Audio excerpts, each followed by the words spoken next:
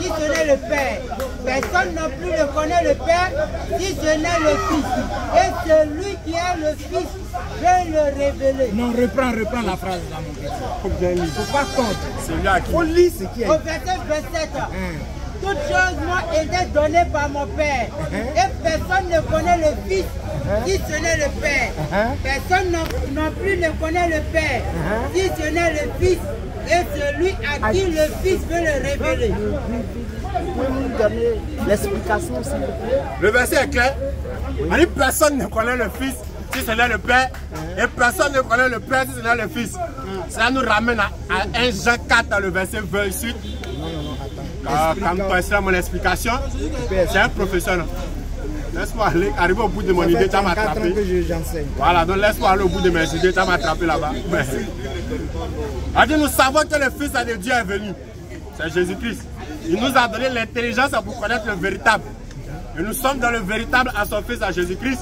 C'est lui le Dieu véritable et la vie éternelle. Dis Amen. Amen. Nous sommes d'accord avec le verset. Pourquoi utiliser le verset? Le Fils est venu. Nul ne connaît le Père si ce n'est à qui le Fils avait le révélé. Dans le Fils, lui, il vient nous donner l'intelligence pour connaître le Père qui n'est pas lui le Fils. Il y a une autre explication. 1 Jean 5. Attends. 1 Jean 5. Oh non. Il est fâché. 1 Jean 5. Verset 20.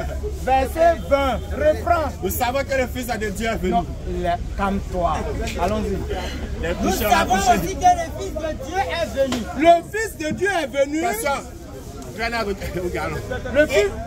Nous savons aussi que le Fils de Dieu est venu. Le Fils de Dieu est venu, oui. Et qu'il nous a donné l'intelligence. Il nous a donné l'intelligence pour connaître le véritable. Et nous sommes dans le véritable. Et nous sommes dans le véritable. En son Fils Jésus-Christ. En son Fils Jésus-Christ. C'est lui qui est le Dieu véritable. Continue. Et la vie éternelle. Et la vie éternelle. Continue. Petit enfant, gardez-vous des idoles. Ouais, ok. Mais c'est clair. Jésus est Dieu. Ok. Il nous a donné l'intelligence de connaître le véritable. Et nous sommes dans le véritable en son Fils Jésus-Christ. C'est lui qui est le Dieu véritable.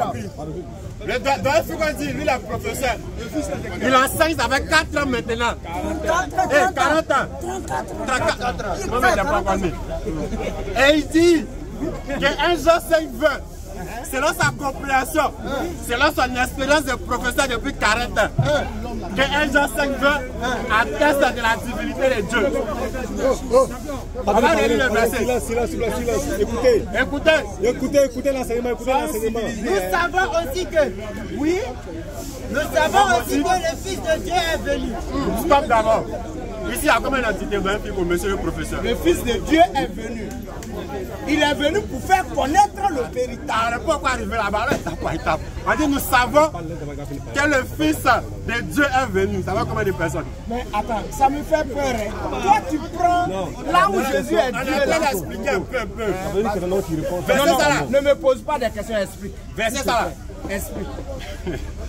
On va te poser la question pour t'amener à te rendre compte de ton ignorance concernant le verset. Parce que le fait d'attester que 1 Jean 5 veut dire que Jésus-Christ est Dieu, c'est une grosse erreur. Comme tu ne veux pas répondre, moi je réponds à ta place. On dit nous savons que le Fils de Dieu est venu. Calme-toi, attends. On dit nous savons que le Fils de Dieu est venu. Donc là nous avons Dieu et son Fils. Dieu n'est pas son Fils n'est pas Dieu. Et nous a donné l'intelligence pour connaître le véritable. Qui est venu donner l'intelligence pour connaître le véritable? C'est le Fils de Dieu. Comme lui-même le dit dans Jean 17, verset 3, oh la vie éternelle, ceux qui te connaissent toi. Le seul véritable Dieu est celui que tu as envoyé, Jésus-Christ. Donc le Fils est venu donner la connaissance du véritable. Continue. Et nous sommes dans le véritable. Donc en suivant les enseignements du Fils, nous sommes dans le véritable nom. En son Fils Jésus-Christ. C'est lui qui est le Dieu véritable. Donc qui est le Dieu véritable? C'est celui que le Fils est venu nous donner l'intelligence pour connaître au verset 20.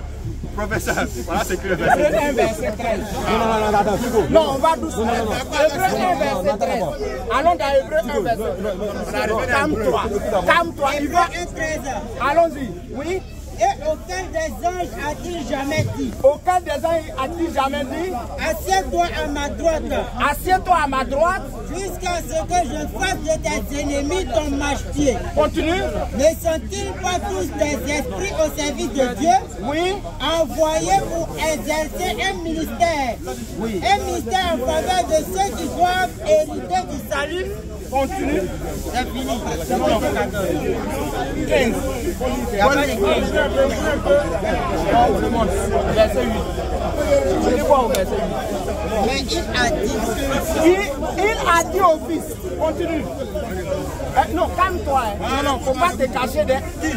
Tu as touché. Oui. Verset 1. Oui, écoute ici. Hébreu 1:8. Oui. Mais il a dit au fils. Mais il a dit au fils. Ton trône. Ton trône. Oh Dieu. Dieu là c'est quoi? En D ou bien en grand D ou bien petit D? Ok. Continue. Oh Dieu. Oh Dieu. Est éternel. Tu es éternel. Le sceptre de ton règne est un sceptre d'équité. D'accord. Donc il y a combien de dieux? J'ai lu le verset. Attendez, silence, écoutez Un professeur qui pose la question, vous n'avez pas enseigné, il n'y a pas de problème. Hébreu 1:8. Naam. Mais il a dit au fils. Naam. Ton trône. Oh Dieu. Est éternel. Le sceptre de ton règne est un sceptre d'équité. Oui. Au verset 9. Oui. Tu as aimé la justice. Oui. Et tu as haï l'iniquité. C'est pourquoi. Oh Dieu. Oh Dieu, ton Dieu, grand Dieu. et tu vas finir ton Dieu t'a oint. Fille de joie. Oui. Au-dessus de tes égaux. Oui. Relis le verset, oh Dieu, ton Dieu t'a oint. On revient. Verfigo reste, lis. Oh Dieu. Naam. Ton Dieu t'a oint. Stop, Verfigo. Quand on parle de oint, c'est le fait de choisir. C'est quel Dieu qui a oint l'autre Dieu. Monsieur le professeur. Je te pose la question, il y a combien de dieux? Puisque lui s'adresse au Seigneur Jésus-Christ. Et il dit, oh Dieu. C'est le Dieu. Donc il y a combien de dieux? Donc c'est le Dieu avec le grand D qui a le problème. Oui, Dieu s'adressant à Moïse, l'a dit. Dans Exode 7, le verset premier coup, il dit, vois, je te fais Dieu avec grand D. Je te fais Dieu pour Pharaon et Aaron sera ton prophète. Est-ce que Moïse est Dieu? Question. il faut prendre le verset. L'Éternel dit à Moïse, Il faut nous envoyer partout. je te fais Dieu pour Pharaon. Il faut nous montrer, on va avoir des grands D. Comme le problème c'est des petits D, grands D. Voilà. Moïse, Dieu a grand D. Est-ce que Moïse est Dieu? Donc est-ce qu'il est Dieu?